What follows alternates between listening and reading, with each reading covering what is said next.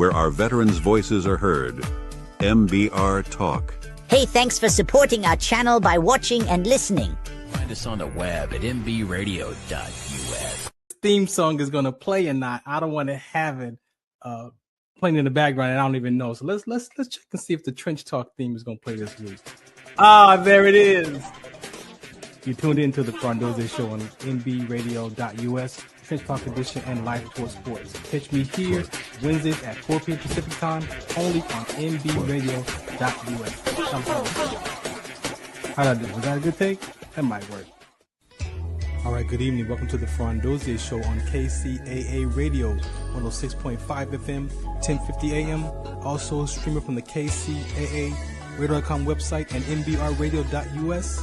We got to bless the show before we get started. Let's go. When I was in my mother's womb, I had a calling on my life to do something in the glory of God and marry it like a wife. Commit myself to his word and never be led astray. And when it's all over, when he comes, I'll be glad to see that day in the morning time.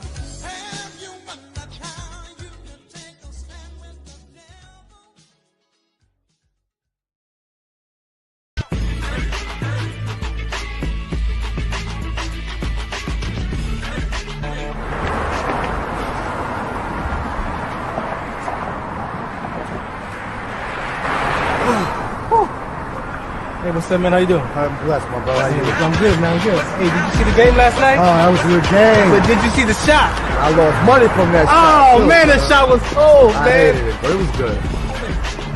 Damn. What's in those jeans? You really want to know? I do. Exhaustion, muscle spasms, asthmatic issues, unexpected sickle cell trait crises. Damn. Are you serious?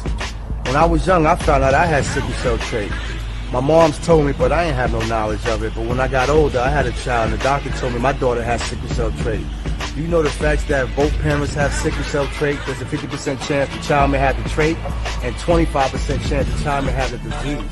Hey, that's what's the count. Do you know that 2.5 million people in the United States have sickle cell trait, 300 million people globally? I didn't find out I had sickle cell trait until I was in the Army, 10 years. Next thing you know, I had a sickle cell trait exertion site. Sickle cell? I thought that was a black gene or something. Nah, man, the Latin community is number 2. 1 out of 36,000 babies are being born with sickle cell disease. You could be Caucasian, Mediterranean, European. You gotta know your bloodline, man. There is an inherited gene in our community that has been forgotten. The name is sickle cell trait. WDCONSCT, also known as What's the Count, is out to bring awareness, education, and prevention to people all over the globe. Want more information? Call us now at 323-215-5384 or visit www.wdconsct.org.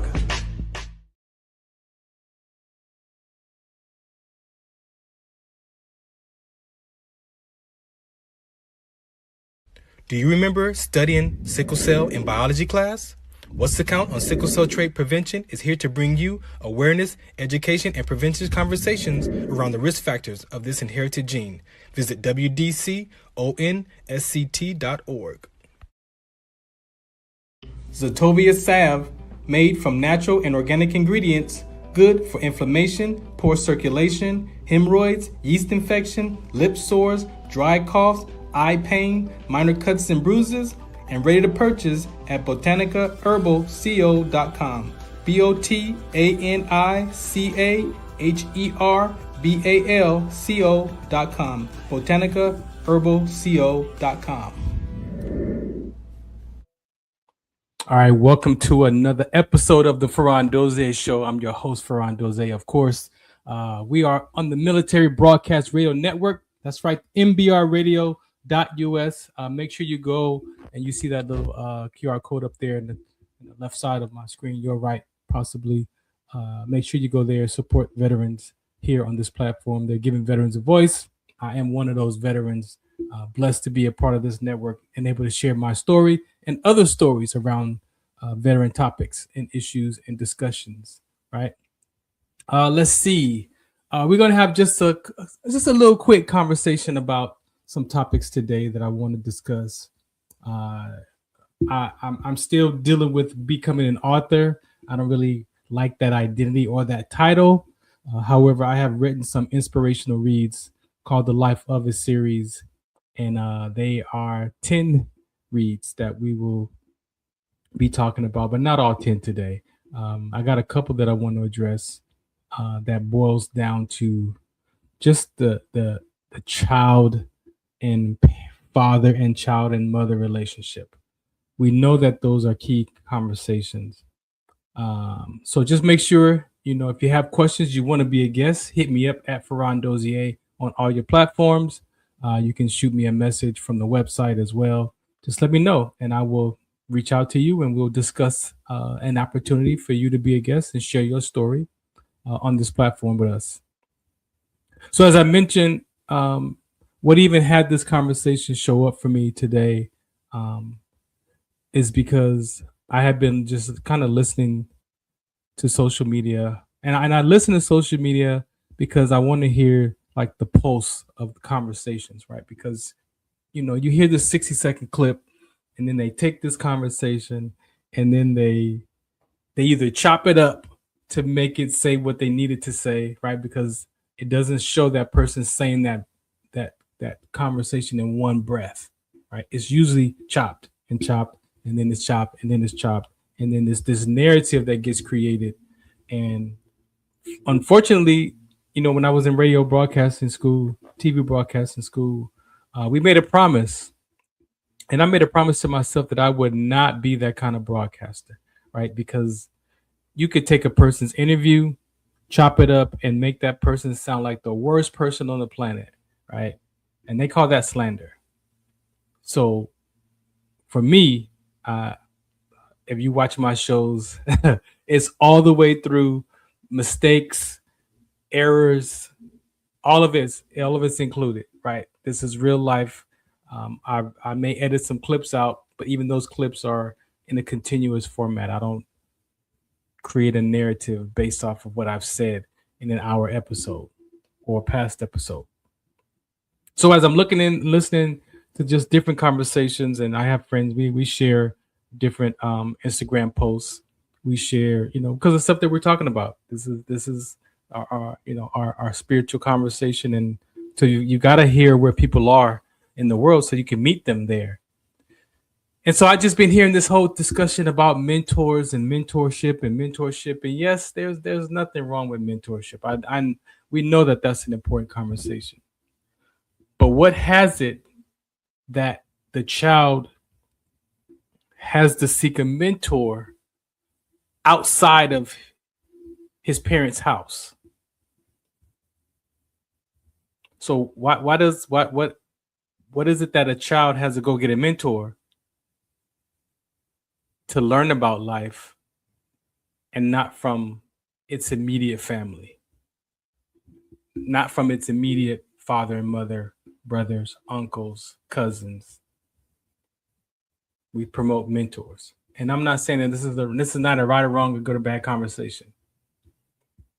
But when I look at it for myself and I look at it from life itself, and I'm like, you know what? There's something to that. There's something to that conversation about having a mentor, and then that child has to then seek outside forces for support. So when I looked at my own life, right, because I don't think we talked about mentors when I was young. I don't think that was a popular discussion, right? So I'm going to talk to you today about just some personal experiences.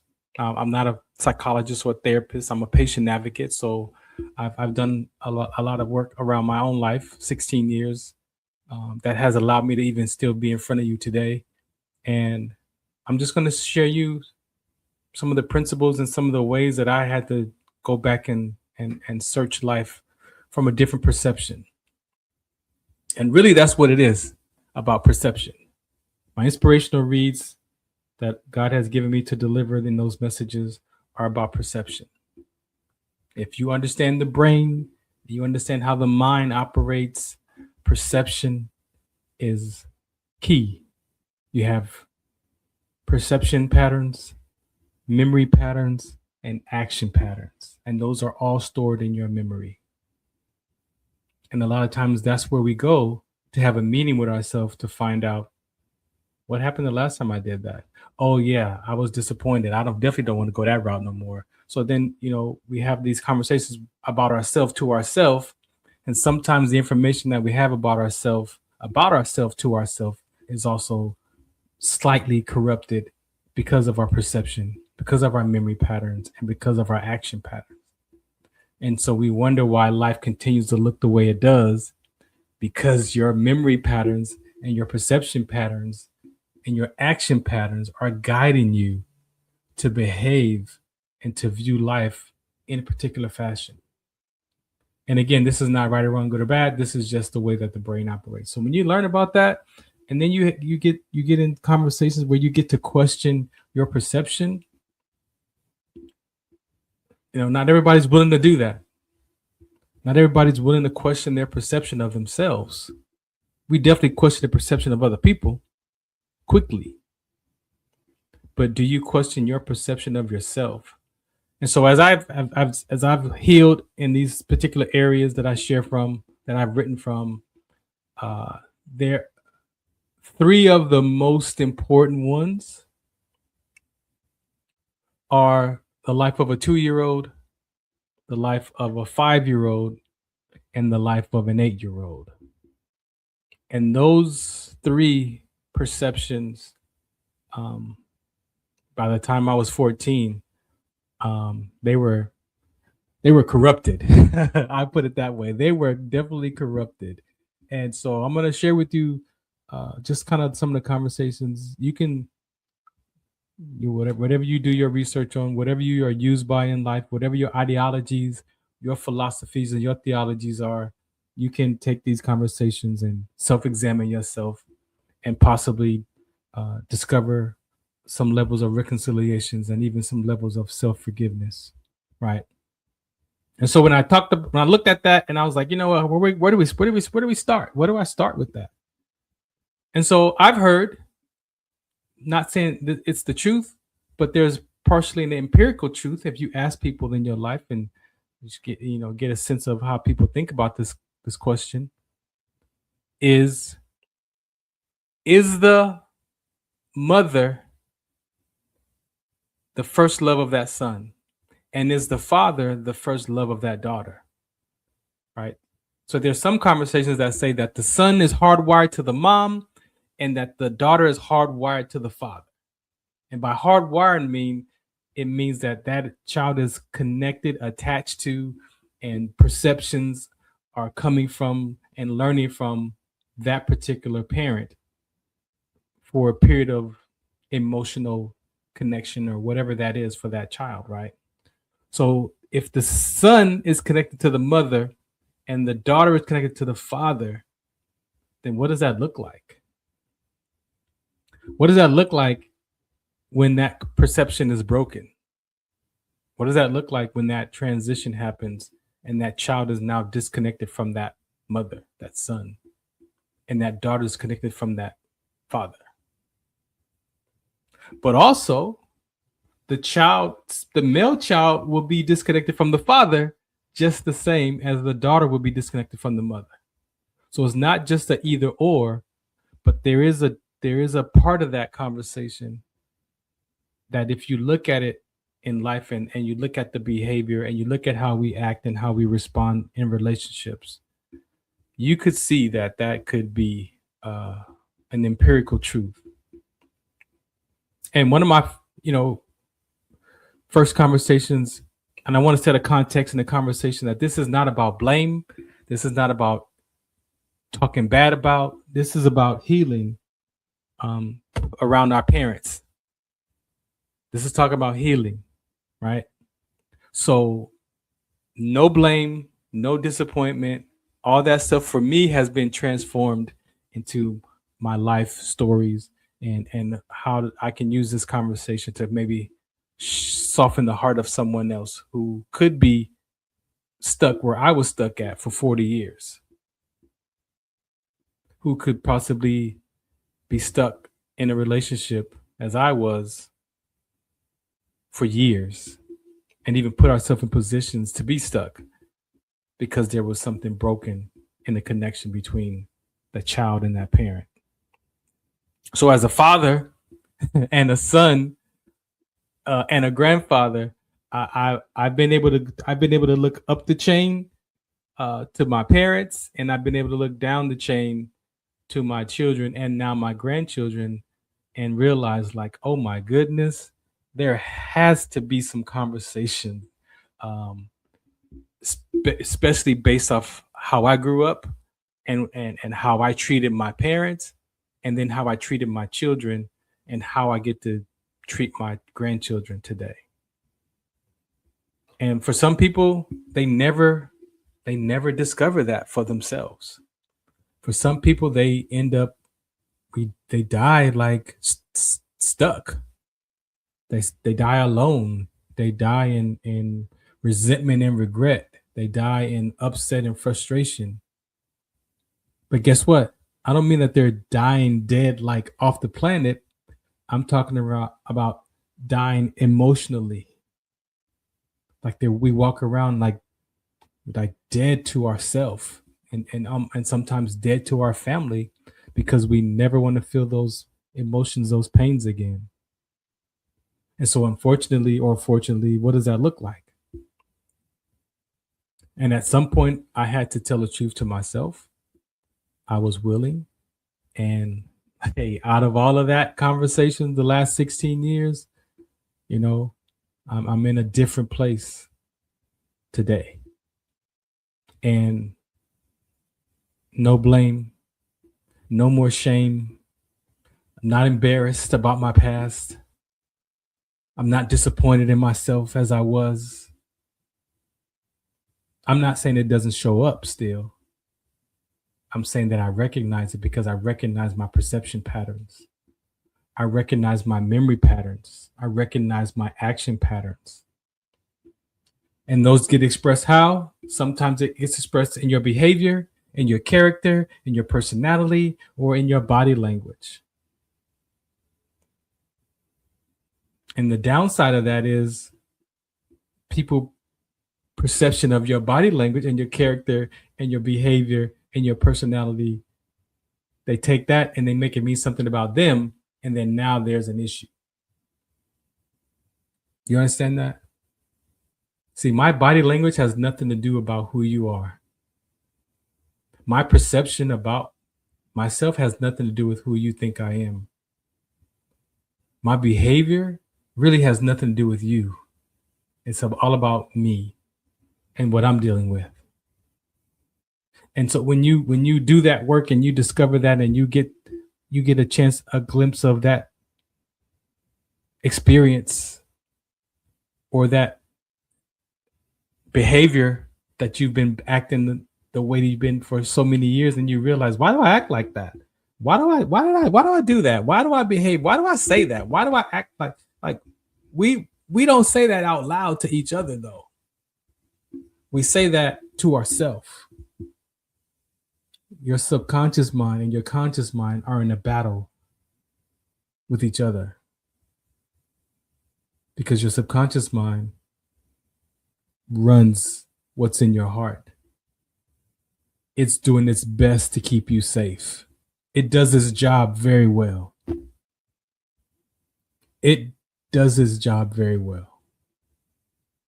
It does not want to feel ashamed. It does not want to feel embarrassed. It does not want to feel disappointed. Not in myself.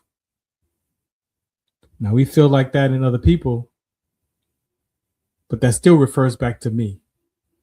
If I'm disappointed in you, that means I'm still dealing with something inside Farron. And so that scripture that says, love your neighbor with the same measure that you love yourself. If I only love Farron 50% of the time, what you going to get? You're going to get one of them sides of them 50s. You're going to get that 50% that I don't like about myself, or you might be on the side of the 50% that I do like about myself in that moment, or in that conversation, or in that level of comfort.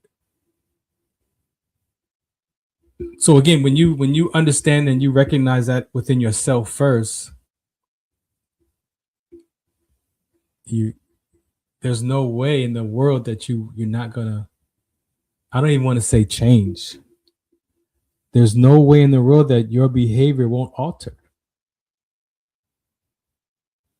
There's no way that you won't realize that, oh my goodness, if I deal with this, what are you dealing with?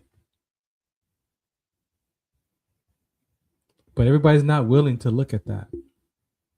Everybody's not willing to self-examine themselves and tell the truth about their past experiences and how we filter life and talk through. Right. And so I'm not saying as father and mother that we don't do that, but we do that. Right. And so the healing conversation and the journey of reconciliation, it may go as if you're an adult and you have children, you might need to go to your parents and reconcile. Then you might need to go to your children and reconcile. But then you also gotta reconcile with yourself at some point. Because for some people, it's hard. It's hard to have to challenge that perception and look within ourselves and realize that maybe I have been wrong the whole time. Maybe that story that I made up about my mom was my truth, but it was not the truth. And maybe the story that I made up about my dad was my truth, but it's not the truth. And so as an adult, then you have to go back and look at the mind of a child. What's the perception of the mind of a child? So you have to go back and give yourself some compassion of how you even grew up sometimes, because the brain of a child is developing. The brain of a child is absorbing information, even sometimes before language. We know that happens, that they've discovered that even in the womb, depending on the emotional state of the mom and the chaos and the environment of that mother and that father, that the baby could be impacted inside the womb. So if that happens inside the womb, what do you think happens when the baby is in this world and the baby is growing and developing and the mind, the baby, but the mind of the baby, the mind of the child is what is so important. The mind of the child, and for some families, gets disconnected. It also gets discounted because it's a child. Oh, he doesn't understand. That child doesn't know what's going on.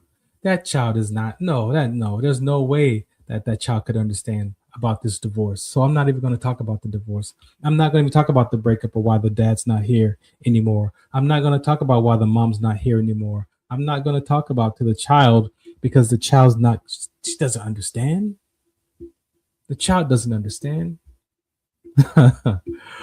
Oh, let me tell you. Do the work. Do your work. Be your work around your childhood age. Do and be the work, or be and do the work of your childhood thoughts, of your childhood ideas, of your childhood experiences. Be and do the work around your perceptions of your childhood. And when you are willing to do that work, and you're willing to tell the truth about yourself, to yourself, about your personality, about your character, about your behavior, about your body language. I'm not going to say change because some people fear change. That's a whole nother topic. But I can tell you that you can alter your perception. You can alter your behavior. You can alter your personality. You can alter your body language. You can alter your character. And it's not hard. I used to say life is hard. I used to say life is dangerous. Life is exciting. Life is fun. But you hear that? Life is hard, fun, exciting, and dangerous. And I have no control which one, every one of those pop up. In this moment on this broadcast, life could be hard right now, but you can't tell. These cameras and these platforms could be dangerous, and I could be stuttering, or I could still be talking like this and experiencing danger because I'm not going to express that. But you might see it in my body language. You might see how I slump over or my facial expressions. Like you might like, oh, there's something wrong with him. So are we really hiding it? Are we really pretending? Are we really pretending to look good and not look bad, to look good and still feel bad? So it's not always about looking good. It's the experience of yourself on how you also look bad. And some of us will do whatever it takes to not look bad, especially in public, especially on a broadcast, live, especially in front of your friends and family. We pretend to look good. But where does all that come from? Why is it in our adult life we have to go back in time to heal those childhood areas? So I'm going to talk about mine. And again, this is not about right or wrong, good or bad. I love my mom. I love my dad, who rest in peace. And I'm good. I have no ought against my parents. I have no ought against myself. I still deal with stuff because my perception patterns are still there. I got more on the opposite side than I got on the positive side. That old Farron is still in there. Oh, it's like an app on your phone. You accidentally touch that app that you ain't used in 6 months and it populates. That's still in your perception. That if somebody says something right now, I could really say something crazy. I could curse. Oh, because I was in the military. Well, of course, I was in an environment that cursing was allowed. It was an expression of words, of feelings and emotions when you curse. I don't have to. I'm aware of that. But it's still in there. And it still might come out every now and then. Shouts out to my basketball players. The IE Hounds. You know, so, but what is that? Are you aware of your character? Are you aware of your personality? Are you aware of your behavior? Are you aware of your body language? And I believe most of us are. We know. We know what's going on. But sometimes knowing makes no difference. Sometimes because you know something doesn't mean that you apply it to your life. Just look in your own life and see. We know smoking is bad. We know alcohol is bad. We know working out is good for the body. We know certain foods are not good for us. We know that certain places that we go are not healthy or good for us. We know that certain people that we talk to, see, it's different when you put that up against another person. And that's why we're having this discussion. Because yes, there are rights and wrongs in the world. There are opinions about different parts of life in the world.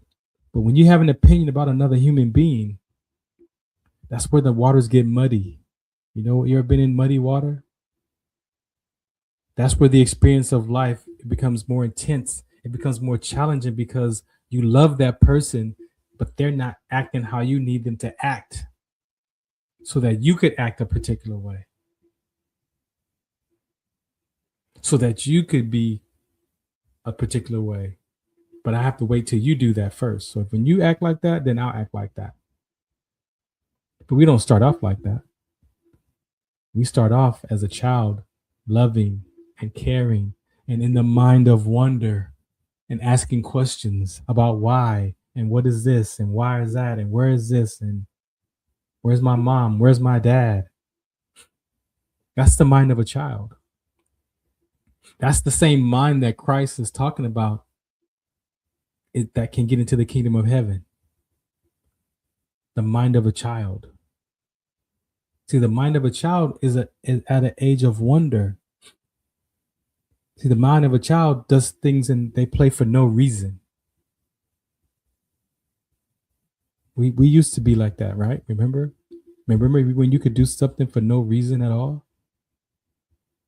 Remember when you had the freedom in your heart to just do stuff for no reason? Remember you treated your children and you raised them and you taught them to be that kind of way for no reason? You see, the same way that you taught that child how to walk, do you remember the compassion that you gave that child? Do you remember the love and the encouragement that you gave that child when it was time to walk? Not even crawl. Some people don't crawl first, they just walk. But in this context of this conversation, can you remember treating your child or being treated as a child to walk? And every time you fell down, there was encouragement from the whole room sometimes. Sometimes the whole family is gathered around to see you take those first steps, to see you at Thanksgiving ready to walk, and we're all waiting for that anticipation. Do you know that experience? Do you remember how the family gathered and rooted for that child to learn how to walk? But is it to learn how to walk, or is it for that child to discover balance? Right? Is that balance? Do we teach that child to discover how to walk or for balance? Because that balance is going to be important, because it's going to be attached to walking, bicycling, playing sports, getting up and down the stairs. All that is attached to walking. But what that child really discovers is balance. And once you get balance, for the most part, you never lose it. So remember encouraging that child to walk. I remember my daughters encouraging them, even Aiden, encouraging them to walk. Encouraging them to walk. Get up. No, raising me. Let me help you up. Stand up. Come on, walk to me. Dude, you got this. You know that? Where did that go? Where did that love and compassion and encouragement go? Where did that go? Did we lose it because the child starts to misbehave because of rebellion? Because the iniquities of frustration and anger gets wrapped up in that child's mind? Or because all of a sudden they're on the table dancing, and now when dancing on the table at 2, 3, 4 years old was cute and funny, at 6 and 7, dancing on the table is not allowed now. So get off that table. When you used to say, dance on the table. Perception. So I'm going to take this commercial break, come back, and I'm going to talk about a couple of my inspirational reads and for what it looked like for Farron. I pray that you see something for yourself. Again, if the son is hardwired to the mom, and the mom is the son's first love, and the daughter is hardwired to the dad, and the dad is the daughter's first love, what happens when that is broken? What happens in the experience? Not just the activity of it, but the experience of it, the emotional experience of that break in communication. For some, it's damaging. This is the Farron Dozier Show on the Military Broadcast Radio Network. Shabbos Amos account.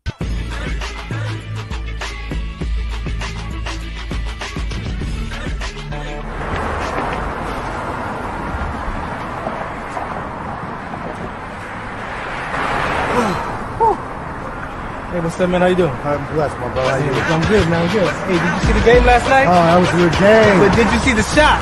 I lost money from that shot. Oh, man, that shot was cold, I man. hated it, but it was good. Damn. What's in those jeans?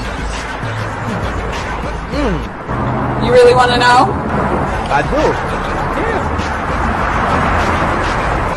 Exhaustion, muscle spasms, asthmatic issues, unexpected sickle cell trait crises.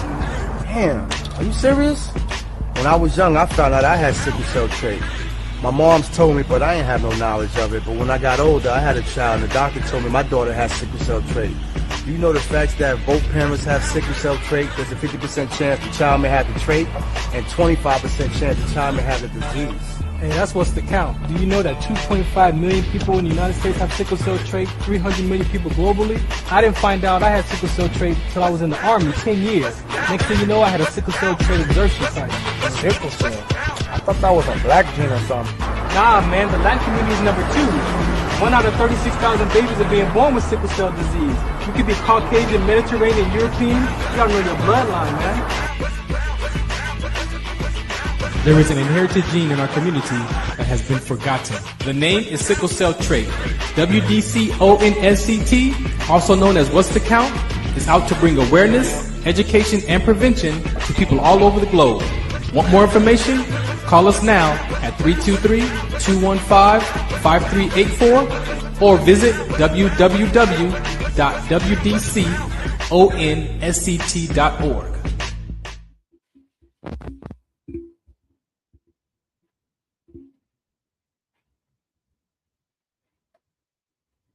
All right, welcome back to the Farron Dozier Show. A little bit on that sickle cell trait awareness. If you go to my website, wdconsct.org, you will see that I have an opportunity to go to Africa.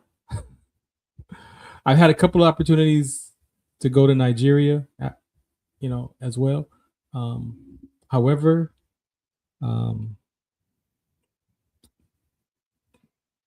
what can I say? This is something that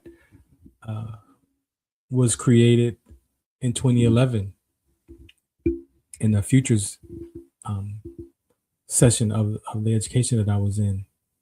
And I didn't believe in writing down, like a vision board. I never had nothing. I don't know about. I'm not gonna make up a story about where the question was, if I seen you in 5 years, Farron, what would you be up to? So you want me to sit down and write down today that when you talk to me in 5 years, what would I say that I've accomplished and what I've been up to? I didn't believe in that. I was just coming off this depression in life that was over. And you want me to try to figure out who I'm gonna talk to you about in 5 years? I denied that conversation. But what I was asked was, are you going to do the work and do the class the way it's designed? See, sometimes we don't do life the way it's designed. We don't do these educations. We don't take these classes and do them by the way they're designed. But it's normal. It's normal because we struggle up against those principles. We struggle up against those perception patterns because my perception is already as mine.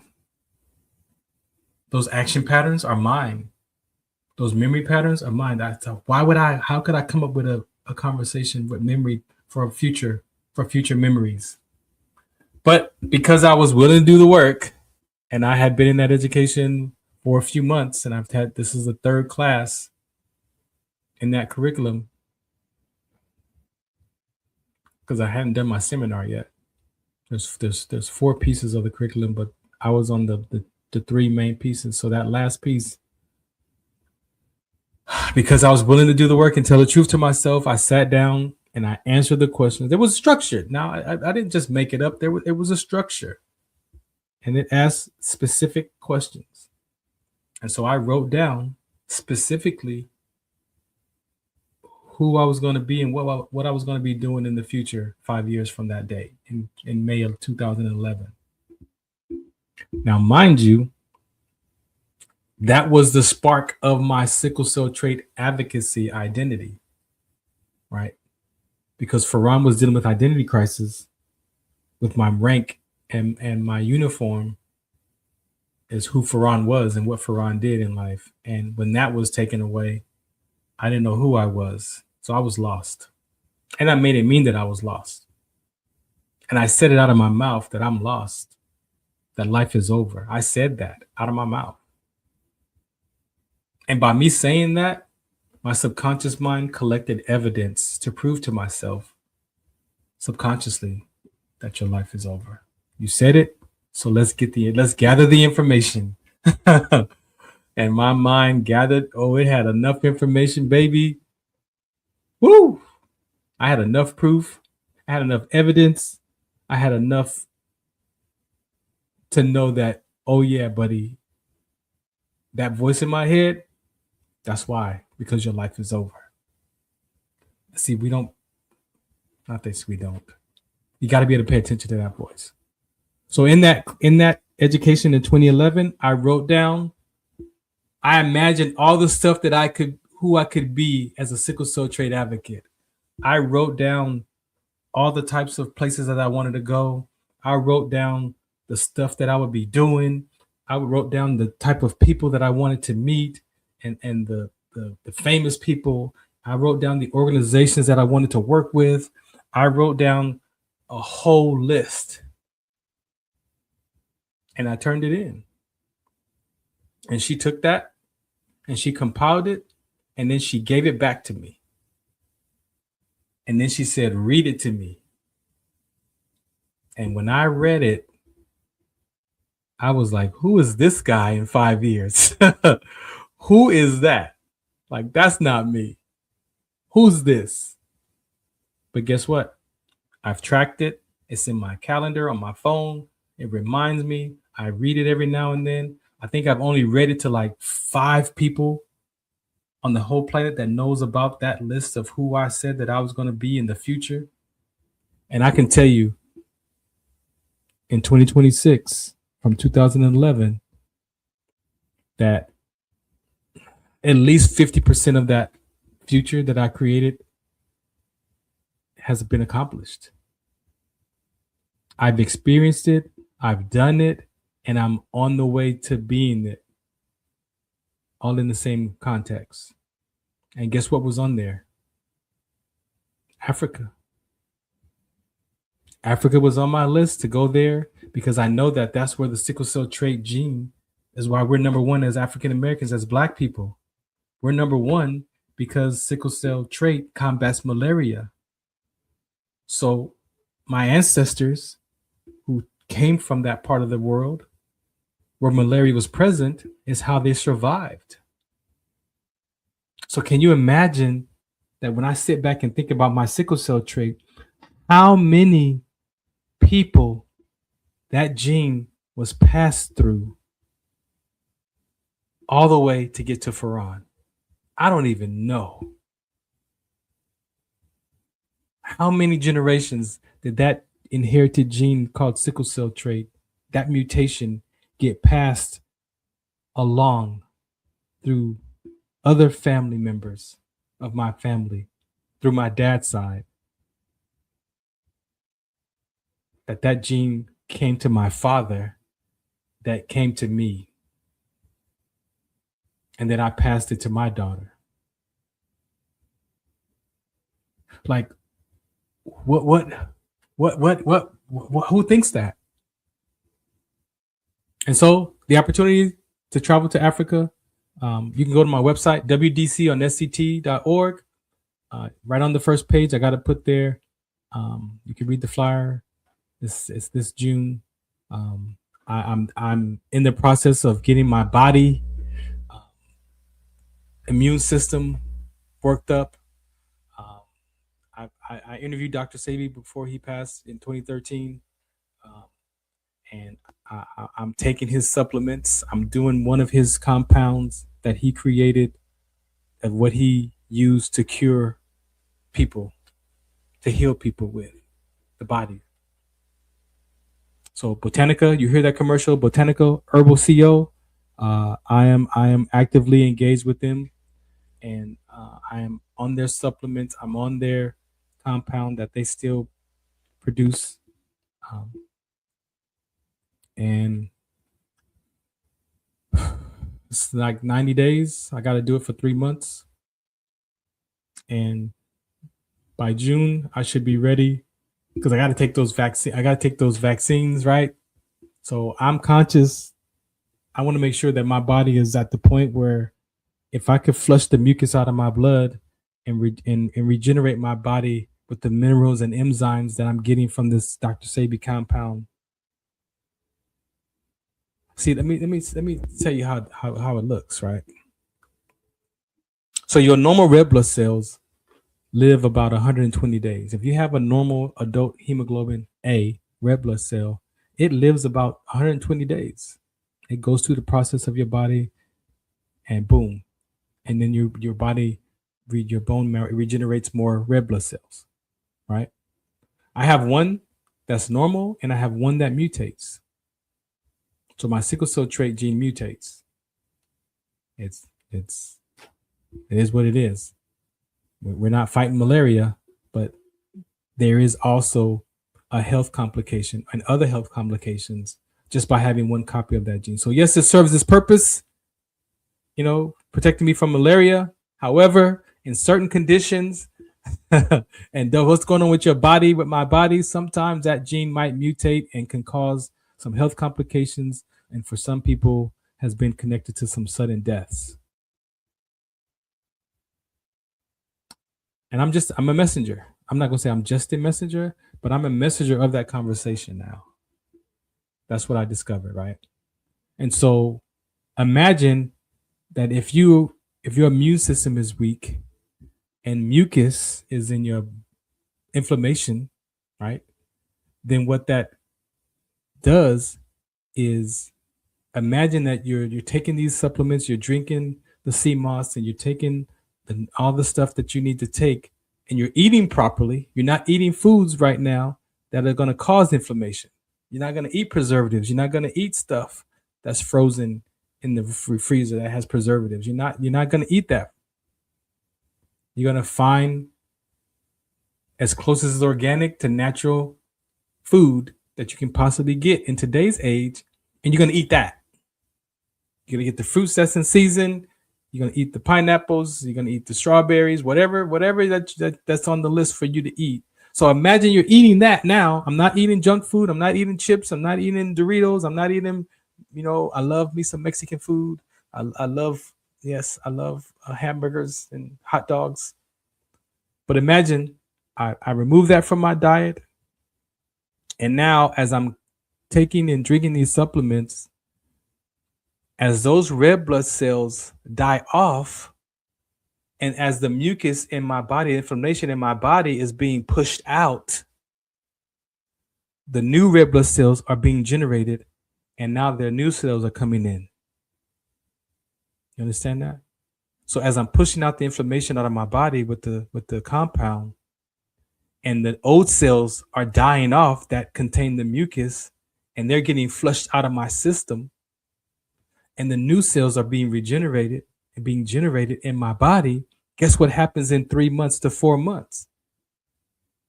The mucus is gone, and my body has created new red blood cells that aren't being attacked by mucus. Do you understand that? That if you clean the mucus out of your blood and the new cells are coming in and regenerate, and they're dying off in 120 days, so guess what happens? Your body is cleansing. And then you're feeding the body what it needs to regenerate itself naturally. And guess what? Your immune system is rebuilt. Your body is becoming healthy. The alkalinity. I mean, they say that cancer cells can't survive in an alkaline body. The cancer cells can only survive in an acidic body, the acids. And we eat foods that have a lot of acid. We eat foods that have a lot of hormones, preservatives. So in order for me to go to Africa and get these vaccines that I'm going to need to survive, I gotta do this for not just for myself, but for my health. So WDC on SCT.org. If you want to check that out, I have some more information. The website information is on there. I've just been truly blessed to be asked to go on this with this church mission and to bring sickle cell trait as a conversation to the land of where my gene is inherited from. So I'm not even excited yet because I don't even know. I don't even know where my mind is at right now. I'm still in a little level of shock. But when I look at that futures that I created, it's right there on paper. It's right there on paper that I designed that and I put that in the future and I've been living into that future. So all this sickle cell advocacy work that I've done, who I was being as an advocate, do you see how my life got altered from it's over to becoming an advocate? Let's see, I went from defending this country as a soldier to now defending this conversation around sickle cell trait because it's still not known. It's still not talked. It's only been around 116 years or something. It's not been discovered that long. It's not been discovered. It hasn't been discovered that long, but it's been around thousands of years. And so I've taken that conversation. I'm responsible. I'm using my life experiences of what happened to me in the military, that I almost died and collapsed, and all that conversations, and just giving people the basic knowledge, the basic awareness. I'm not a doctor. I'm not a researcher. I don't have a PhD, but I be in the rooms with them. I'm in the room with them answering questions because they're still studying it. And I get to use my life as an example of what happened to me, articulate that, and then have them do some research about that. That's why the rhabdomyolysis is so important today. That's why student athletes have to be screened to play college sports, because that sickle cell trait has been causing some health complication in athletes. It's also been causing complications in military veterans. But it's been causing complications as a global conversation. So not only is my conversation for the United States and those that are interested in it, but overseas. And I don't brag, I don't talk about that, but I'm already an international speaker. But all those titles don't matter to me. It's the opportunity to get to share this message. That's most important. So WDC on SCT, truly blessed. My story is in the Bible. Judges chapter 4, Deborah and Barak. I'm Barak, the soldier in that story. I have a talk I did on that. But yeah, so I'm in alignment. I discovered why I was born, and that has been my journey. That has helped me stay alive. And I know that God gave me that. God gave me that message in my mother's womb, that I was born with that sickle cell trait gene. And some people spend their life trying to figure out, why am I born? No, we all ask that question.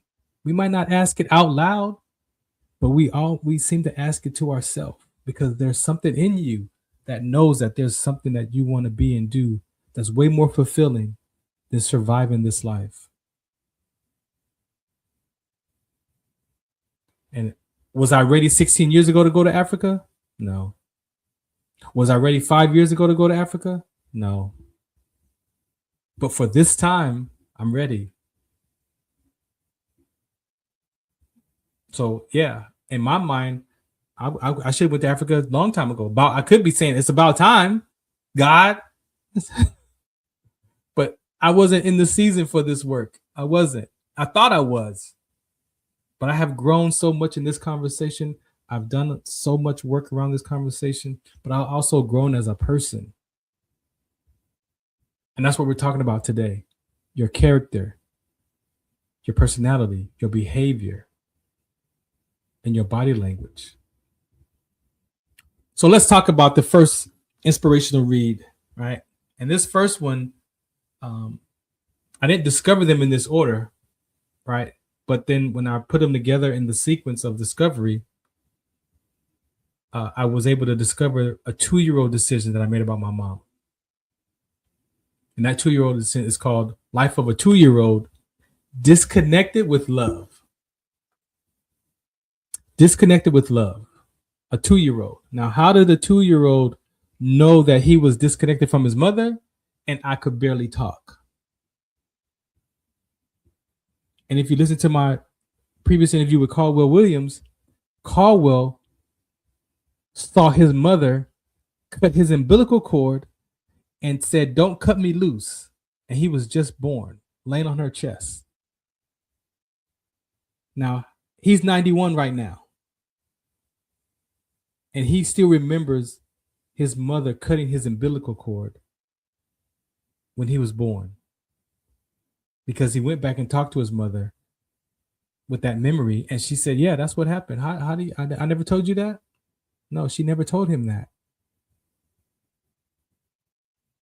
That he said to himself, "What are you doing? Don't cut me loose," as she's cutting the umbilical cord. So for me, I can go back to age 2 years old, the life of a 2-year-old, and how does a child understand being abandoned or the presence of that mom being absent? Because that first disconnection was with my mom. And as a perception of a child, as we talked about earlier in this conversation, the perception of a child, believe me, I had no idea what was going on. I had no idea what was going on. No clue. I was 2 years old. I'm 2. I'm goo goo gaga, barely just about learning how to walk. A little bit of language, but not enough to express myself to say that I was disconnected from my mom at 2 years old. But the experience of it, that's what we're talking about. The perception of it is so important, parents, because that child needs information. Now, I'm not saying that if my mom would have told me, "Hey, Farron, I'm going to be leaving you with your grandparents," or even if she did say it, I don't remember. I'm two. All I know is that I'm now living with my grandparents and my mom is not around. And not around like she's out hanging out and around. No, there was a conversation that was had with my mom and my grandparents. And they told my mom, "Leave him here." Because my mom got up early in the morning. This is the story that I was told, that she got up early in the morning to go to work with her new job, that she's raising me in her new apartment by herself because she didn't go back home. So she's like, what, 20 years old, 21 years old at the time, and got a 2-year-old, and she's making it work. And my grandmother is allowing her to drop me off to babysit me while she's at work getting her life on track. Like, that's a beautiful story. Like, that's what grandparents do, right? That's what family does. That was what we do. Or what we did. So it made sense that they would come to my mom and say, "You know what, leave him here. Leave him here. Pick him up on the weekends. We'll watch him. Get your life situated so you can be prepared and take care of him. But in the meantime, we got him, and just pick him up on the weekends." And my grandmother took me in, and she watched me. Now, I can tell you that Farron was an emotional child. I can tell you that today, after all the stuff that I've done, the work that I've done. For me, Farron is an emotional child. And for Farron needed information. Farron needed information. Because if you put information to your child's mind, in their heart early, guess what? When that subconscious mind goes to refer to why am I at my grandmother's house all the time? Oh, it's because they told me that I was going to be here while my mom is at work because the A, B, C, and D. Not because I'm abandoned or I'm disconnected and she doesn't care about me or whatever the mind makes up about that situation. So the thoughts and the information wasn't there so that I made it up what it mean about myself and about my mom, but more so about what I made it mean about myself at 2 years old. Come on, man. Come on. We all are somebody's child. We've all experienced some level of that in our life. I know I'm not the only one. But in my mind, it was disconnection. And so when my mom picked me up, I cried. I don't want to be with you. I want to go back to mama's house. That became my new perception. That became my new emotional attachment. Disconnected from my mom to now my grandmother. And we laughed. When I grew up, we laughed. We talked about it. My mom recognized it. And she would say, that ain't gonna never happen. That ain't gonna happen against my other children. But I was already in the thick of it. But I can tell you today that that wasn't a bad thing. I was not abandoned. I was not even disconnected. That's what my family did to take care of me, to raise me, to support my mom. That's family. That's not Farron's perception of disconnected and I'm abandoned. But ultimately, if you look at it, what is that? It's normal. It's a normal break. It's a normal break in communication between the child and the parent, between the child and the mother and the child and the father. There's a natural break in communication if you tell the truth and you experienced it and you got a story about it. Whether if it was the day they left you at kindergarten at school and they walked away and you cried to go with them, you know, a lot of us, for some children, that's that emotional break right there. That's a disconnection because I've been with you all these months, all these years, these 2, 3, 4, 5 years, 6 years, and now you're gonna leave me? Oh no, baby. No. But that's the mind of a child. That's the child's perception as it develops. So that story, imagine living from that 2-year-old disconnected from his mother. It wasn't from with love at the time. It was from abandonment. It was from, I don't know why I love her, but I don't know why I don't know why. I don't want to be around her. Or I want to be around her, but then there's this space, this feeling that like we're not connected. That I love my mom, but I wasn't connected to her. So imagine you don't find that out until 53 years later. Imagine you discover it 38 years later, but then you don't get to work at it until another, how many more years later? Where you actually uproot that story, where you uproot that thought, where you uproot that body sensation, where you uproot that story and realize that, oh my God, my mom did the best she could with what she had at having me at 18, 19 years old and being 21, and look at the greatness of my family support system that my grandparents did for my mom and did for me.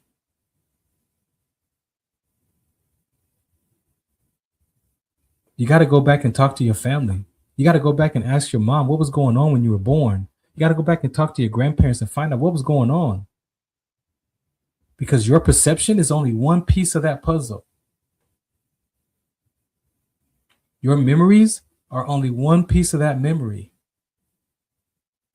And your actions are because of your perception and your memory. And usually it's not empowering.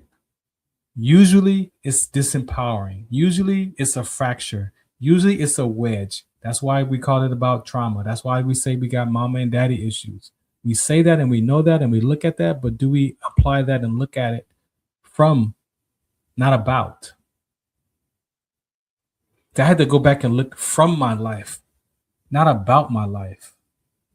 If I looked at it about my life, then my mom definitely, she left me, and I didn't want to be around her, and I was disconnected. If I talk about it. But I learned how to talk from my life. But I had to find conversations that I trusted, that I had confidence in, that I could tell the truth to myself about my life and from my life, to see if that's really what those thoughts are. To challenge those thoughts. And I use multiple things.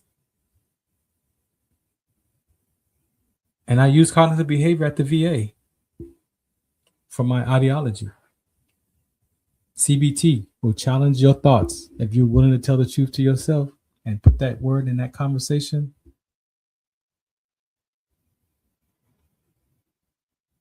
That's the 2-year-old, a 2-year-old.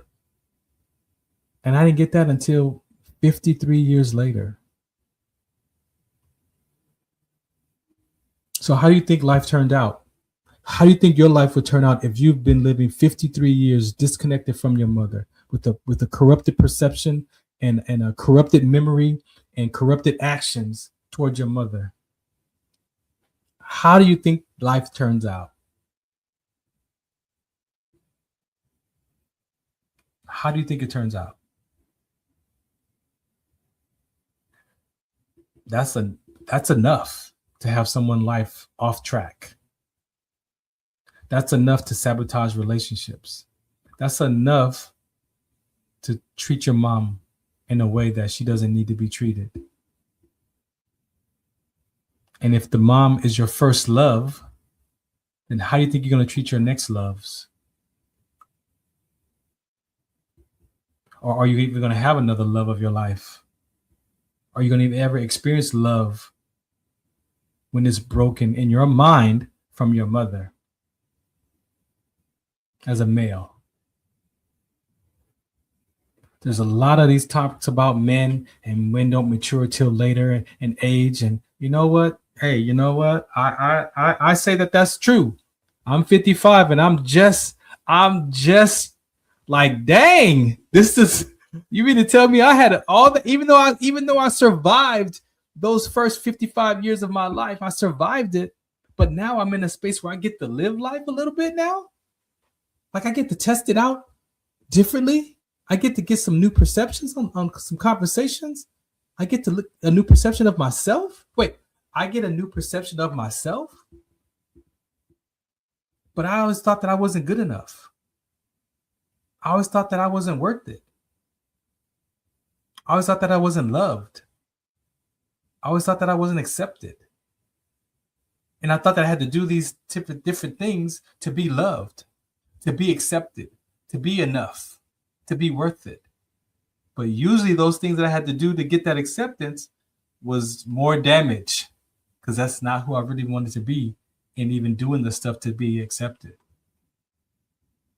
Sometimes we lie to be accepted, just to feel accepted, even though it's a lie.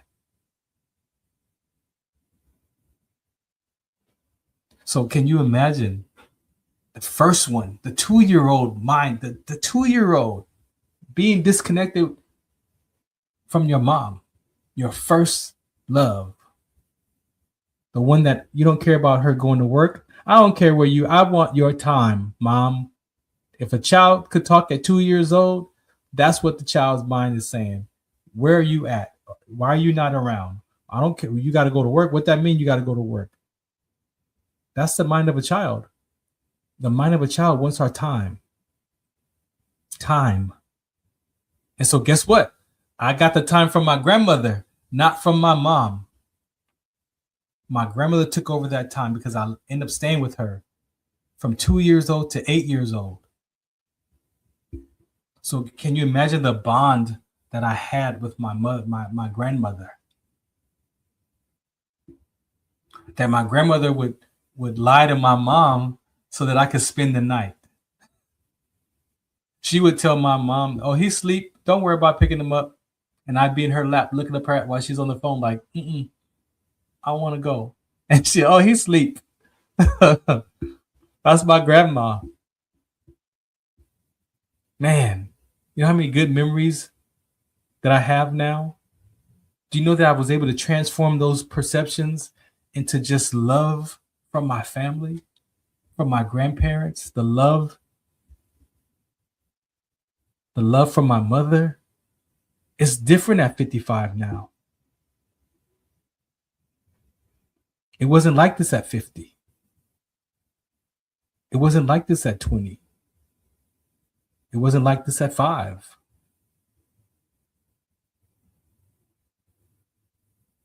So what I'm saying is your perception of your father and your perception of your mother is so important.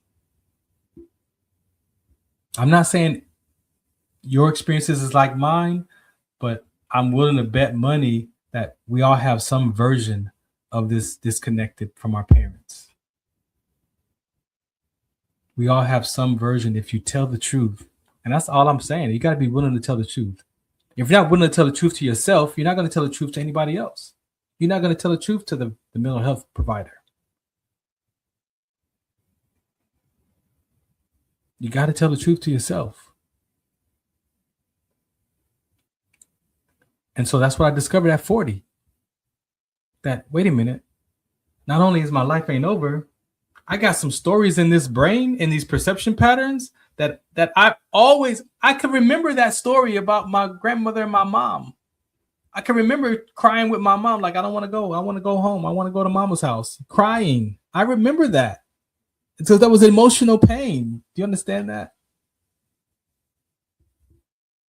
But it was corrupted perception. It was corrupted. It wasn't the truth. That's what I didn't know what it was to be an adult at 2 years old. The child's mind doesn't understand that. Do we forget that? Do we forget the child's perception is of a child and of wonder? But as soon as it's broken, as soon as the mind can no longer wonder, and now it's a decision of I'm disconnected. What do you think happened when I made that decision that I'm disconnected from my mom? How do you think my behavior changed?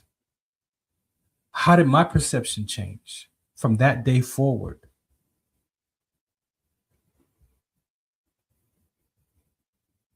And today is such a beautiful story.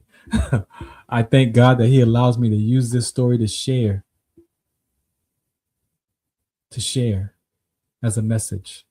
It was mess, but now it's a message. And yeah, I can still be mad. But when you transform, when you get a new perception and you look at it from another view, or you willing to look at it from your mom's view, or you willing to look at it from your dad's view, or your grandparents' view. See, I didn't give up the story. The stories are still in there. The perception patterns are still in there. That's how I survived since I was 2. But I got another perception. And then I get to challenge the old views and realize that, first of all, I don't want to be disconnected to my mom. I love my mom. I truly want to be involved with, so then if that's the adult me, why would I allow my mind of a child get in the way of that? But it did for 53 years. Not anymore. Not anymore. And imagine the same thing with my dad. The 5-year-old, the life of a 5-year-old, the perception of my father. That was the first one that I wrote because I healed my dad first. See, I didn't heal with my mom first.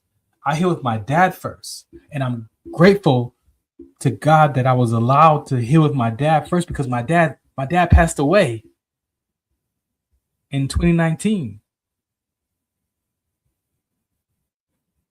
And actually, I was glad I did with my dad because it made me realize who I was as a man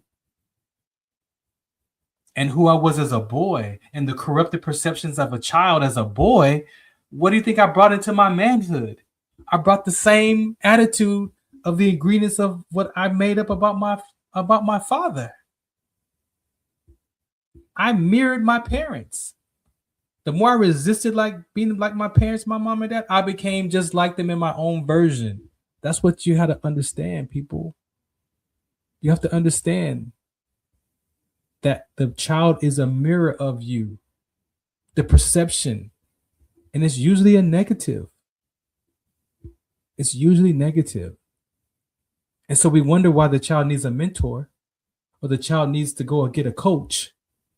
And then the coach is the one that the child falls in love with because the coach is the one that's talking to them hard and putting them through life challenges. And the father's like, man, I tried to do that and you got mad at me.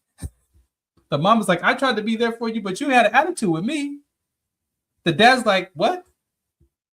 That's the same way that I was taught to raise you. But you're good with the mentor talking to you like that. You're good with the coach talking to you like that. But your father talks to you like that, and I'm the bad guy. I got an attitude. Why?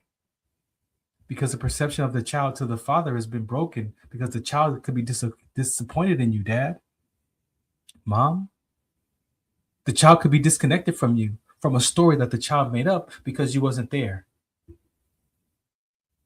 Or because the relationship fell between you and mom, and so I don't understand what a breakup is. I don't understand what divorce is. So now I'm torn, and maybe I was the cause of the relationship failing. Maybe they didn't want to be together because it's my fault. Come on, y'all. And there's biblical scriptures. See, I use personal development, right? And I transformed. But that education wasn't gonna save my soul. And I don't know if people are concerned about their eternal life or not. Some people aren't even aware or to know about their eternal life. Or they heard about it growing up in church and with their grandparents or parents, but I wanted my eternal life. And so the personal development and the all those other classes, oh man, they softened my heart. Let me tell you, my heart got softened. My heart got softened. That's the mental health education. That's why I advocate as a patient advocate for veteran suicide and youth suicide and mental toughness and emotional intelligence, because I had to go renew all of that for myself just recently in the last 15 years, 16 years. So when you talk about emotional intelligence, you talk about therapy, you're talking about mental health, like those are hot points in today's age, and it's only getting worse. I'm a patient advocate, and God is using me to share my story from his word. Yes, from the educations as well. I can talk from cognitive behavior. I can talk from cognitive behavior because I had to put those stories about my mom in the CBT course to realize that my thoughts of an 8-year-old was so exaggerated that I wasn't abandoned. That the life of an 8-year-old, the latchkey kid of 1978, from my perception with my mom, I was abandoned by my mom at 8 years old. So you imagine living 32 years thinking that your mom abandoned you. You see the years? Think of being 14 years old and you make the final decision about your peers that says, I'm not going to be vulnerable and have to defend myself in relationships. That's the life of a 14-year-old. The day I gave up being vulnerable at 14. And to just a month ago, discover that that's not even the truth about me. To uproot, I'm not vulnerable for 41 years. Some of y'all not even 41 years old listening, watching. 41 years not being vulnerable from 14 to 55. 53 years of living that I'm disconnected from my mom. 35 years that my dad didn't love me. And we wonder why our relationships fail. We wonder why relationships fail. We wonder why the suicide ideation and mental health is such a hot topic. And I'm not saying there's nothing wrong with mentors. I've got this ABA basketball team that we're using to hopefully get into the school district so that these players can become mentors, or however we decide, coaches, to share this information that I'm sharing with you in this talk show, so that these children can start to heal and return their hearts back to their parent. Yeah, don't wait. You don't have to wait till they're 40 years old. You don't have to wait till you're 20 years old. You don't have to wait till you're 18 years old. You don't have to wait till you're 12 years old. We could do that at 8. I had to plant seeds in my little grandson's heart at 5 because he made up a story that the kids don't like him. At 5. My decision was at 2. Another one at 5. Another one at 6. Another one at 8. Another one at 11. Another one at 14. Another one at 23. Another one at 36. Another one at 40. We make these decisions one after another to survive. To survive what? I'll leave you with that. To survive avoiding shame. Do you know what it feels like to be ashamed? And hold that in, though? Like to walk around ashamed of something of your life, or something that you did or didn't do, and it didn't turn out how you thought it should. And now there's shame present. See, I follow the God of my grandparents and my mom and my dad. So when I look in the word, you look at Adam and Eve, that's the first time we see shame enter human. Shame. Remember, they went and hid when they realized after he ate the knowledge of the tree of good and evil. Remember, he ate that? And then they ran and hid and covered themselves with leaves. It's a parable. Shame. Most of us walk around avoiding shame. You cannot avoid shame. You cannot avoid being ashamed. You can't. But you can definitely learn some skills to give you the strength and the knowledge and understanding of who you are as a person, so that when you experience what you think is shame, your perception can challenge that. Nah, I'm not going to be ashamed of that. But it happens so early in age that as an adult, you're acting it out. As a teenager, you're acting it out already. It's already in there. It's already there.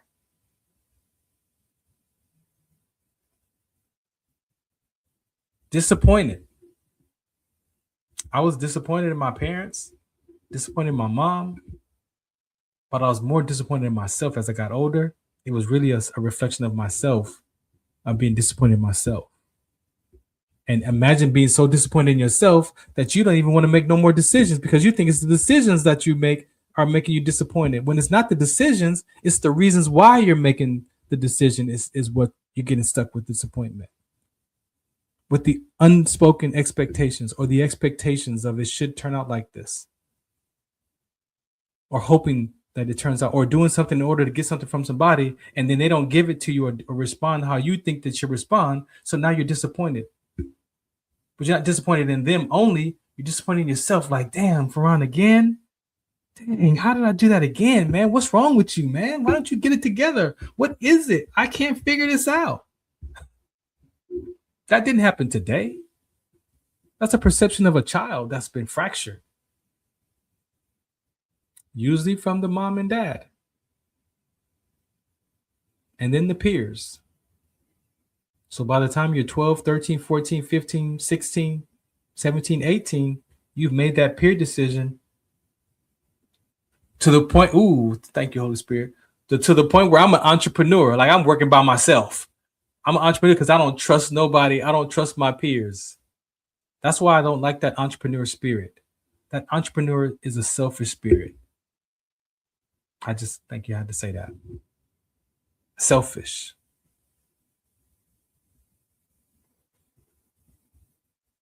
So the disconnection, the disappointment, I didn't start figuring that out till 40 years of my life.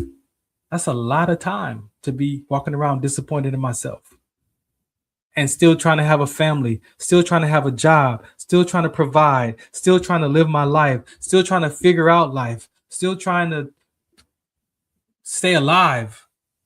But I'm walking around disappointed in myself, not because of my bad decisions, but my ingredients of what I'm making up my reasons about life from and about. And that last one, embarrassment. Those are the first three in the Bible. Look at Eve. Look at Genesis. Look at Eve and Adam and Eve's story. Embarrassment. Do you know what it feels like to be embarrassed? But where does that come from? Who taught me disappointment? Who taught me to be ashamed? And who taught me embarrassment? Guess what? It's already in you. You're born in that rebellion. The Bible calls it sin. Sin is just rebellion up against God's word. But if we're born in iniquity, in shame, and we're born in sin, in rebellion, and wrapped and shaped in iniquity, that means you get wrapped in that disappointment. You get wrapped in that shame. You get wrapped in embarrassment, and then you live from it. It becomes a part of who you live life from.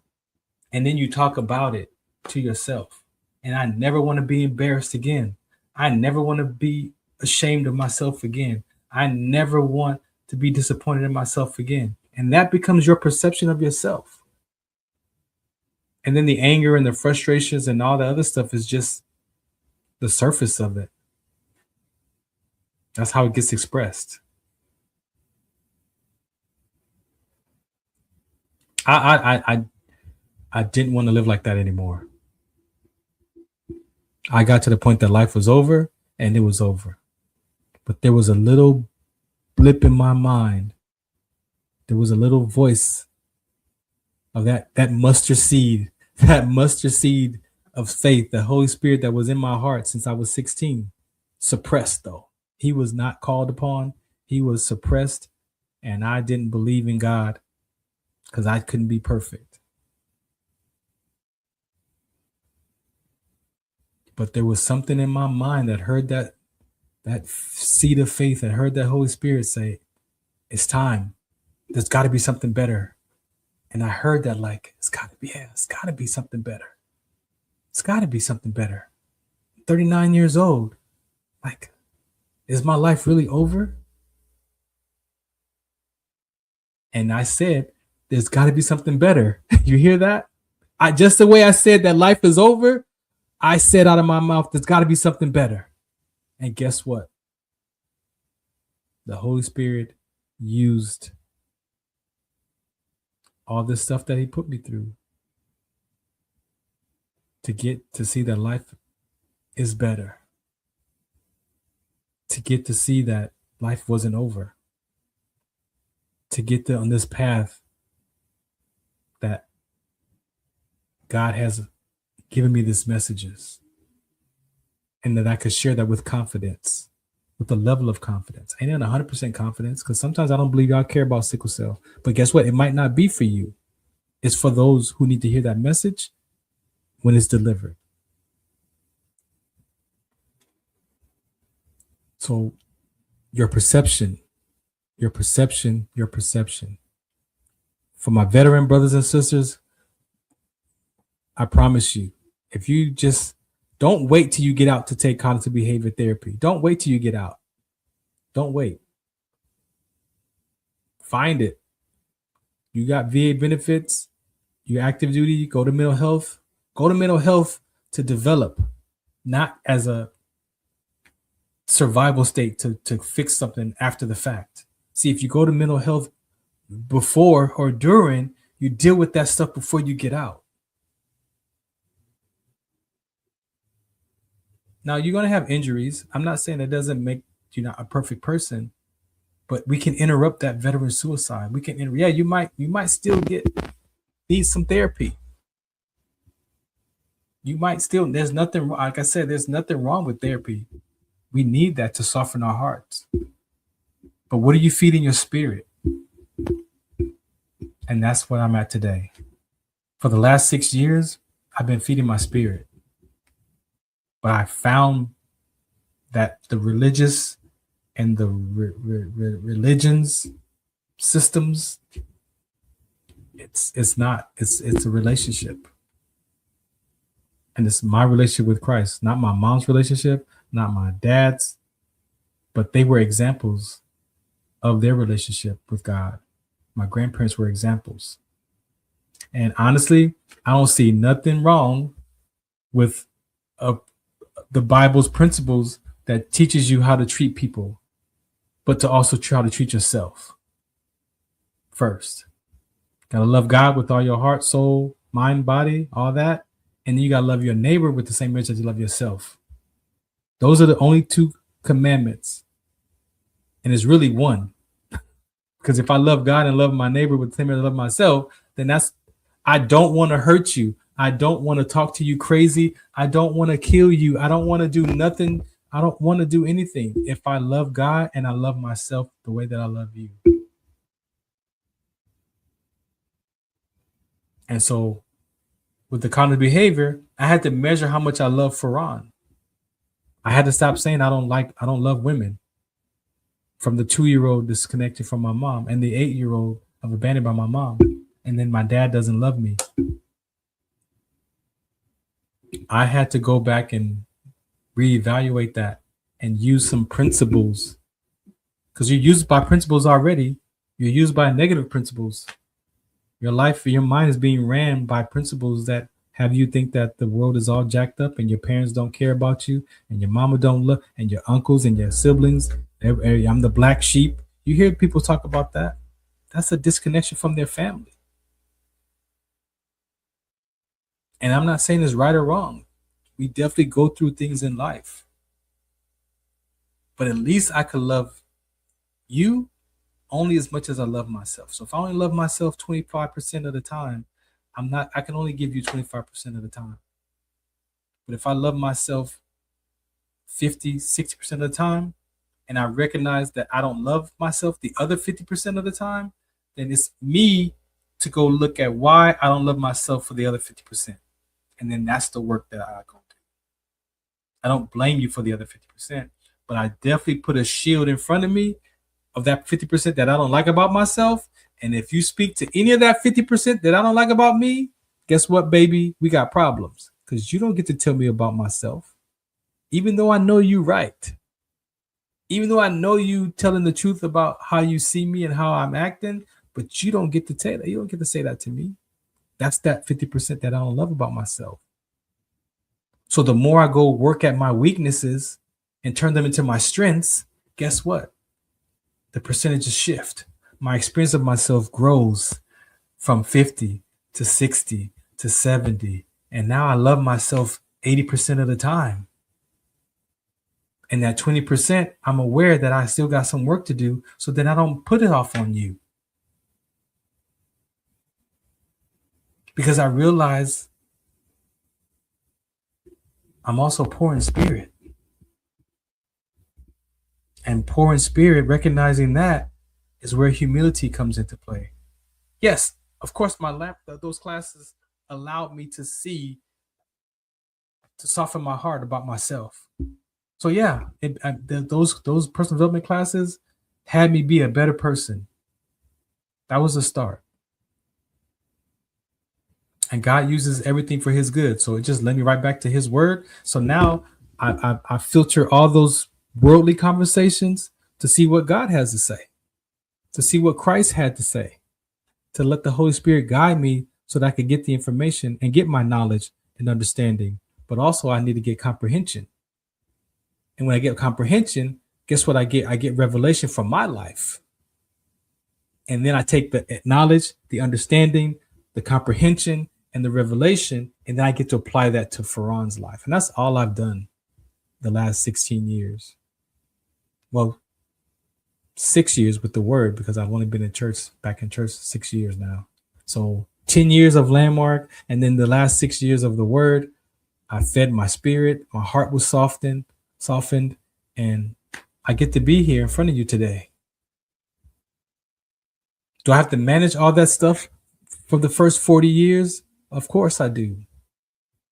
Of course. There's perceptions, there's memory patterns, there's action patterns still in there. But I added new ingredients. I added some new principles. I added some new distinctions. So when those old things come up, that's not who I am today. That's not who I want to be. So I choose life the way it is, and I choose life the way it isn't. And whatever that I choose, if I choose being not vulnerable today, and I'm holding on to that, and I'm choosing not being vulnerable the way it is and the way it isn't, then guess what? I have vulnerability. It doesn't have me. So I could let it go. Or I could hold on to not being vulnerable. And clearly, 41 years of that, I know what I'm going to get if I don't be vulnerable. I know what that's going to be some damage because I already know. So now I get to let not being vulnerable go the way it is and the way it isn't. And I experience this level of just peace.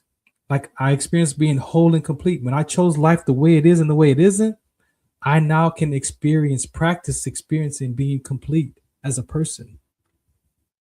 Because it doesn't have me, I have it.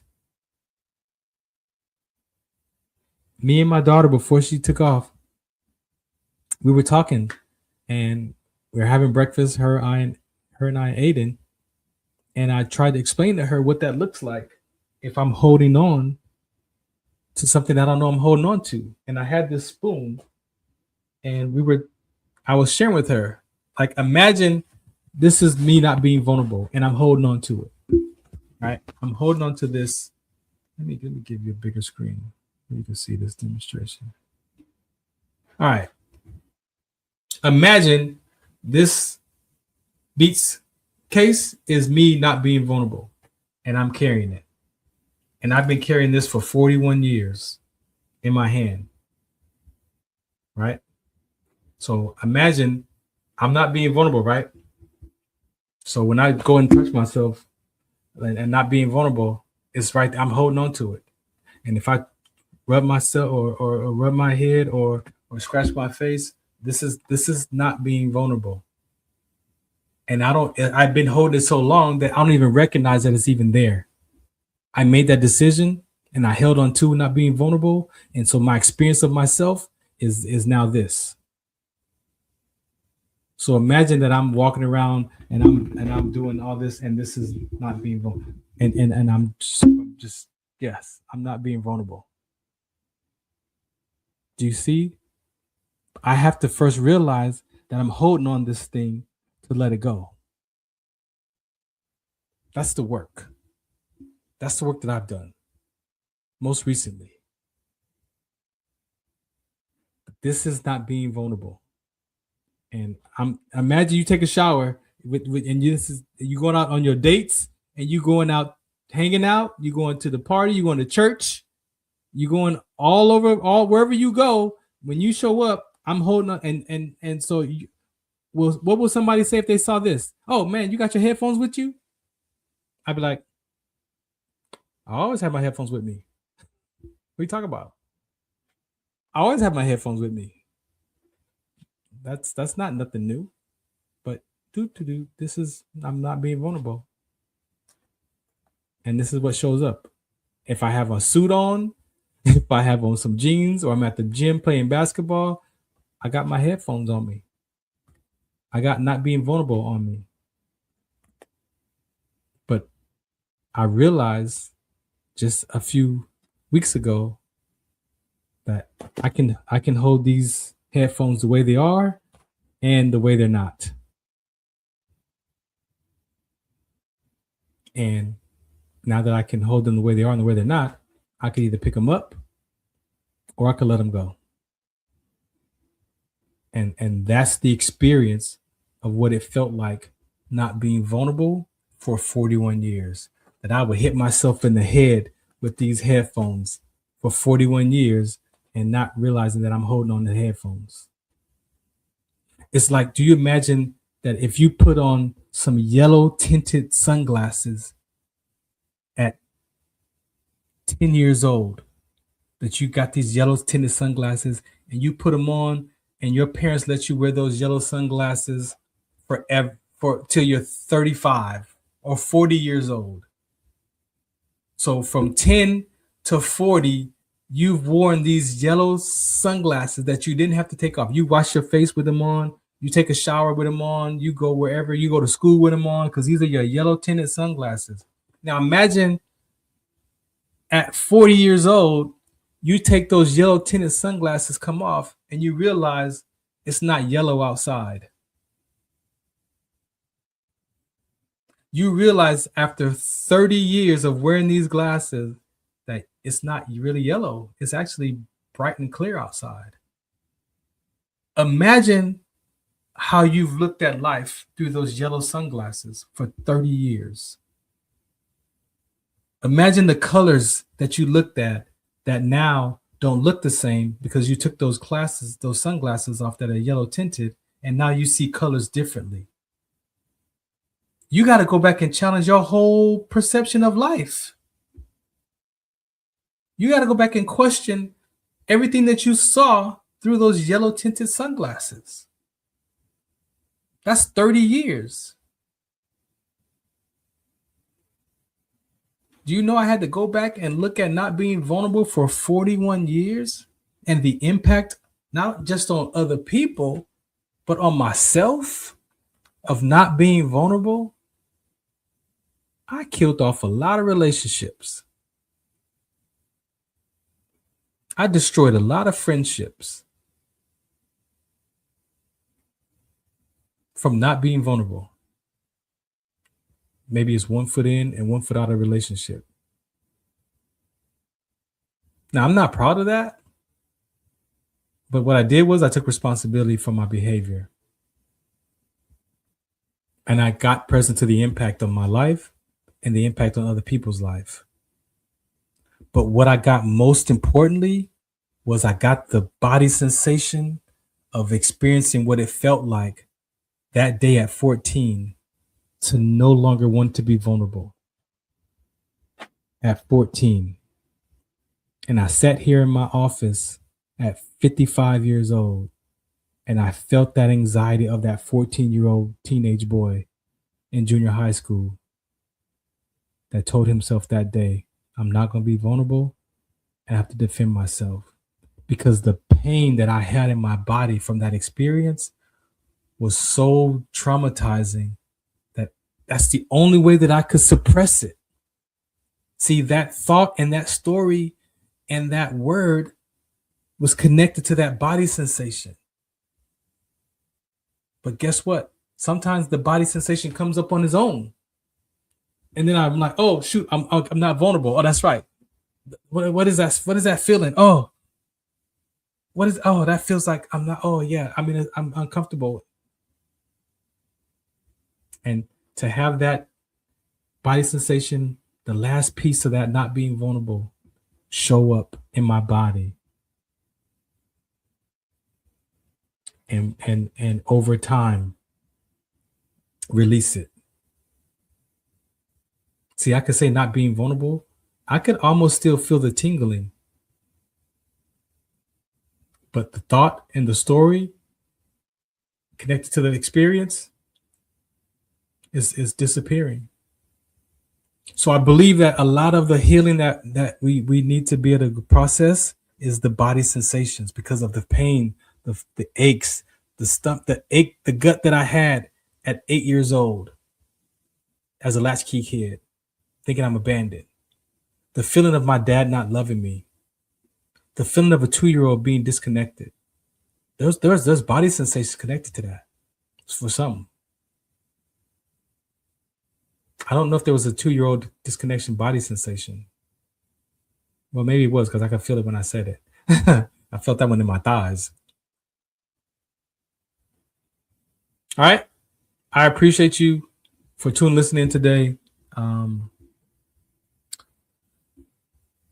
What can I say? Nothing. You have to be willing to do the work. I'm a patient advocate. I'm open to have a conversation with you. I'm not a therapist, but I have a stand for God's people and for those that are willing to do the work.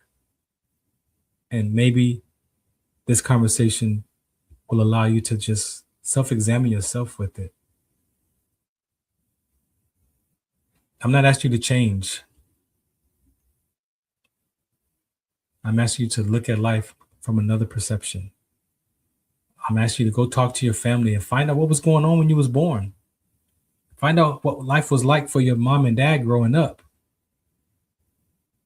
See, a lot of times we know that, but we don't live from that, and compassion doesn't come from that if you don't live from that space of compassion of what they went through to raise you. People come to the United States from all parts of the world. We talk about immigrants. People came as second-class citizens, fleeing their own countries or being brought over here enslaved to work. But how many people came to the United States? How many of your great-great-great-grandfathers came to the United States fleeing their country from famine or war or being killed, that fled their homeland to come to the United States for a better opportunity? They came here for it, but guess what? What if they didn't come and heal their hearts from the experiences of their generational past? What if your great-great-grandfather came here, but he also brought the experience of the trauma with him? I've heard people say that my grandfather changed our name because they wanted the name to fit in, so they changed it. Or they signed in as a second-class citizen with a different first name so that John Steve could be a regular name. And then we act like that's not hurtful. Do you understand? Do we not see that? Many of us have ancestral healing that we haven't done. Many of us have ancestral healing that has been passed on to us as conversations at the dinner table, at Thanksgiving, at 4th of July, at whatever family dinner.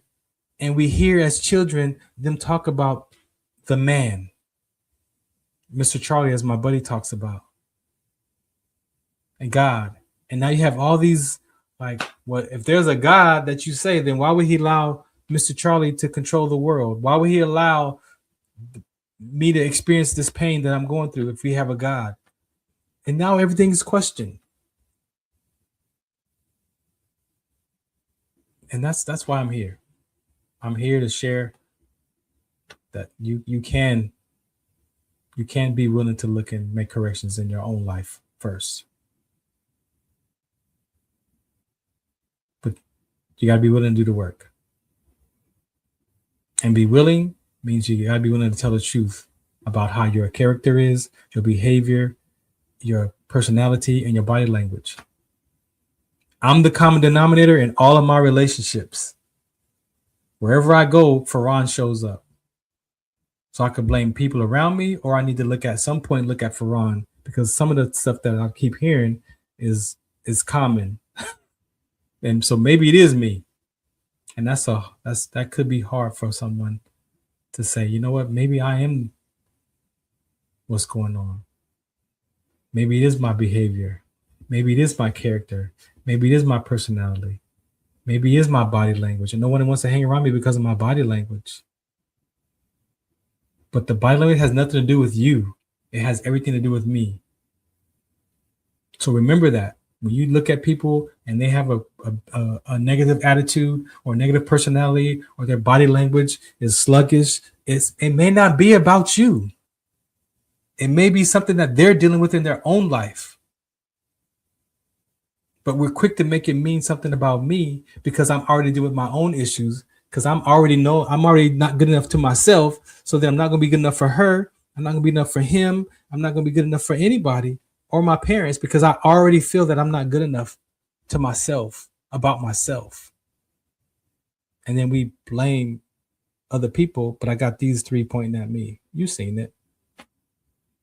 All right, I'm out of here. I appreciate y'all. The Farron Dozier Show on the Military Broadcast Radio Network.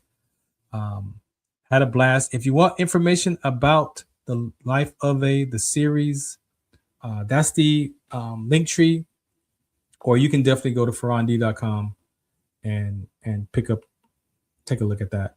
Like I said, I'm an author. I'm not even on that label yet, but I do know that those conversations are important, and so I'm figuring out. You know, I just show up. I just show up being the messages and listening and meeting people where they are. And I pray that some of this stuff allows you to do some self-examination, which would lead to reconciliation to your parents, to your father, to your mother. When I healed those relationships, my whole life opened up. That's all I could tell you. That's how I explain it. It's like the room got brighter. Each time I peeled off a layer, it's just like my life aliveness came back. It cost you something to be angry and frustrated to the people that you love. It cost you something to do it to a stranger that could take your life. It cost affinity, peace, aliveness, joy, peace of mind. There's a cost being used by those frustrations. There's a cost to live from worry. It costs you your health sometimes. Stress. It costs to live from stress. It costs for the disempowering conversations. They cost. And sometimes they cost life. All right. I appreciate y'all. I'm out of here. Shout us out. What's the count? Oh, WDC on SCT.org. If you want to check out the progress of going to Africa coming up. I got link trees as well. You can go there. A lot of conversations supporting the LBI solutions conversation. That's for our veteran and youth. Worked with Caldwell Williams. That's a part of my journey as well right now. And also EQ Athletics. Everything. And for the basketball, IEHounds.com, we have a game this coming Saturday, the 31st, and also Sunday, the 1st. So go to IEHounds.com, get you some tickets, come hang out, and enjoy the road to Atlanta is where the championship is this year. Right now we are 8-4. 8-4 is our record. Last year was 17-3, so we're not doing too bad this year. And I believe that I have courage and confidence, a level of confidence in these players that they can finish the season without any more losses. We can end up being 16-4. We got 8 games left. So I have confidence in them. They just have to find it for themselves. All right. I think that's good enough. I appreciate y'all. Shout out What's the Count, the Farron Dozier Show. Oh, KCA Radio. I'm moving from Sunday nights at 8 p.m. to Tuesday at 6 p.m. I originally started on Tuesdays in 2021. When I first went to KCA Radio, I was there Tuesdays at 6 p.m. Guess what? I'm back to Tuesdays at 6 p.m. So make sure you check us out over there. There's some conversations we're going to be having similar to this around youth and men and development of our children. So make sure you come and you check that out over there as well. All right. This is the Farron Dozier Show on the Military Broadcast Radio Network. Shout us out. What's the count? Life is like a duck. Tough times don't last, but tough people do. Here at Military Broadcast Radio, we're teaming up with our friends at Die Tired, the veteran-friendly music band spreading strength, resilience, and mental health awareness one shirt at a time. And check this out. Their brand new shirts feature broadcast beaker right on the breast pocket. A reminder that you can weather the storm and you're never alone. Shirts are only $25 and proceeds support giving veterans a voice. MBR's mission to teach veterans how to podcast and videocast. Because when our vets are talking, they're not overthinking. They're not second-guessing. Together, we stop the 22 stigma. Grab your shirt today at mbradio.us and hit the shop. Or go directly to toramerch.printavo.com/merch/dietiredband. That's toramerch.printavo.com/merch/dietiredband. Suit up, Stand strong. Remember, we're unduckable together. You're built tougher than the storm. Ladies and gentlemen, thank you for tuning in to Military Broadcast Radio. As we wrap up today's show, we want to remind you that the podcast of today's episode will be available right after we go off the air. So if you missed any part of the show or want to listen again, be sure to check it out. And remember, we're here to support and honor our veterans. Your stories and experiences matter, and we are committed to giving you a platform to share them. That's right. We're here to give our veterans a voice. So don't forget to catch the podcast and stay connected with us. Giving our veterans a voice.